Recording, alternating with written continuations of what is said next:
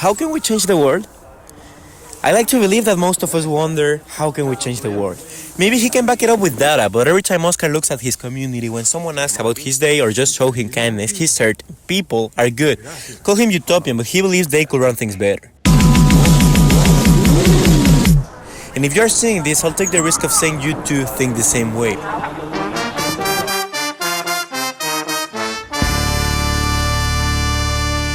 Maybe this found you for a reason. Maybe since childhood you were sensitive to injustice, that you can even remember when that started. So the real question is, did that instinct ever change? I'll take the risk of saying that you too, like Oscar, have spent much of your life fixing the world in your head in 100 different ways, trying to figure out every time why things work as they do. And it feels like an endless riddle. But let me tell you, more and more in that process, you're trying to reconnect with that child, the one who saw others without judgment, with authentic equity, maybe even with the same curiosity they tried to quiet in you. But wait, no one said that was easy. In fact, it has been a hell of a ride. In a world that constantly pressures to settle, to stay quiet, to accept what you are taught without questioning and walk alone, you still have that fire inside. And at some point, you realize how complex and serious the world problems are. Maybe you felt alone in a place where those making the big decisions doesn't represent you. A world that has dehumanized some lives while giving others more value. As simple as that is. Upheld by a system too rigid to fully grasp all at once. But I believe in something. You are not alone. We are not alone. And now that we are here, we can tell each other you were right all along. That passion never left, that child is more present than ever, and that desire for social justice isn't fading. It's knocking at the door, waiting to be fulfilled. Passion?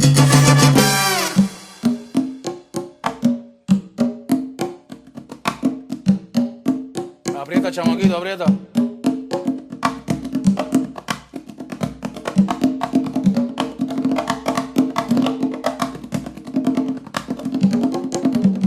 De aquí nadie me saca, de aquí yo no me muevo. Dile que esta es mi casa, donde nació mi abuelo.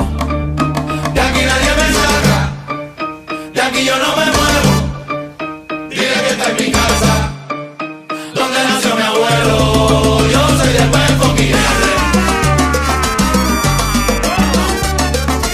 Maybe we needed to hear that we have something unique, something that keeps us outside of the box, a force so intense, so electric, that sometimes, yes, it jolts us awake in the middle of the night with 1,000 ideas, a passion that makes you want to jump, dance, laugh, or scream just to let it out.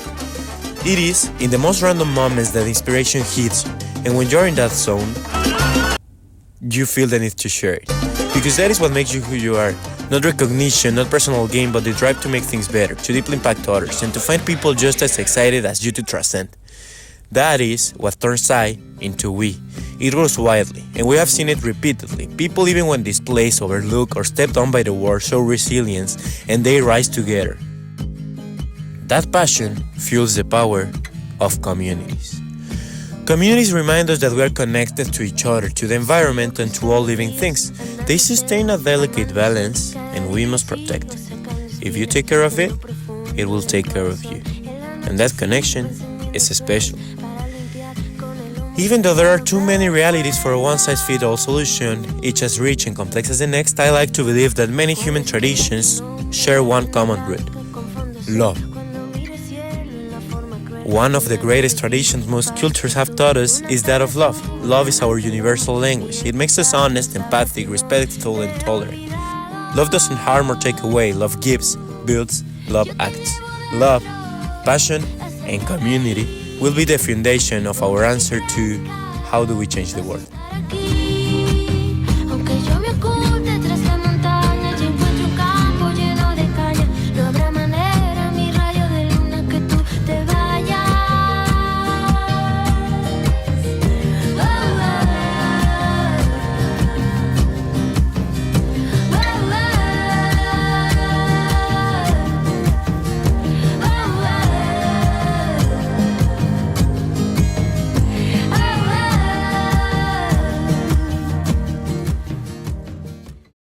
The theory. So now, where do we go? We have tried so many ways, haven't we?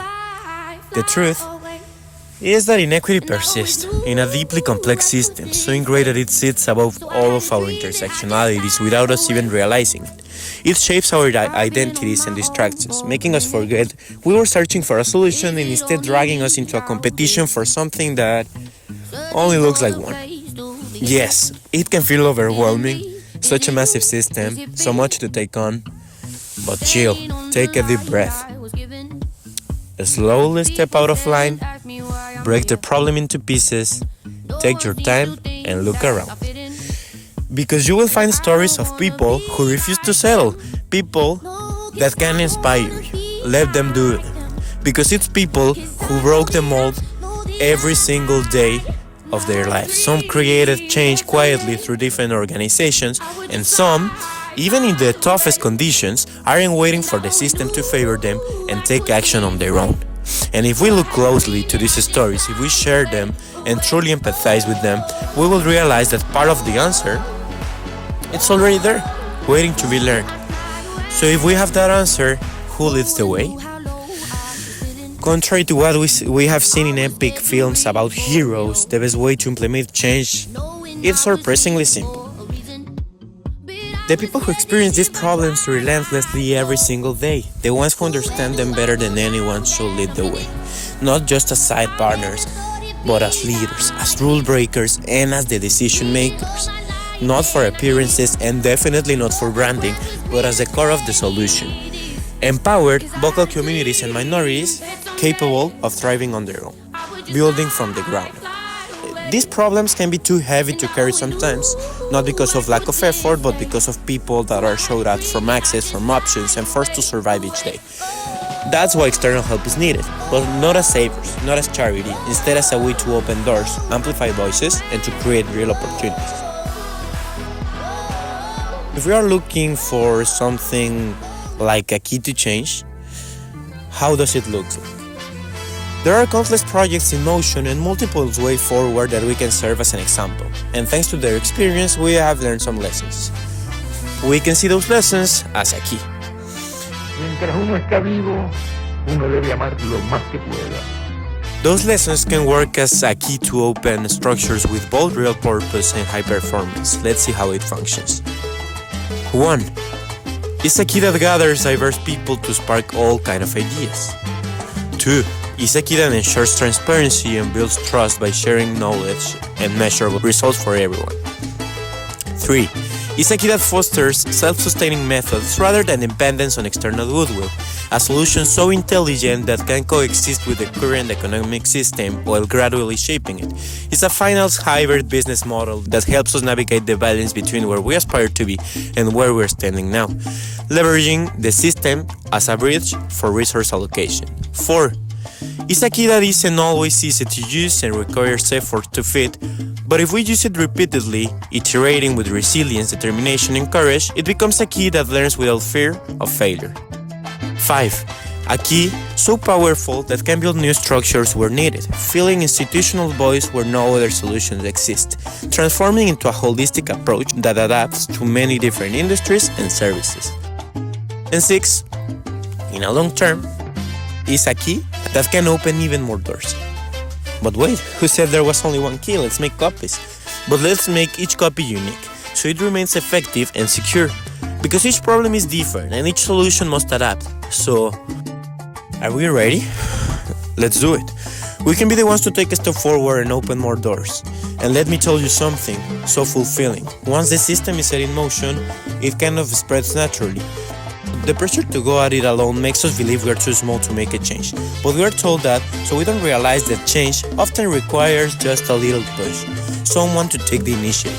And when that individual initiative combined with rigorous methods, institutions can transform on a global scale, transforming everything. Boom! This is where systemic change begins.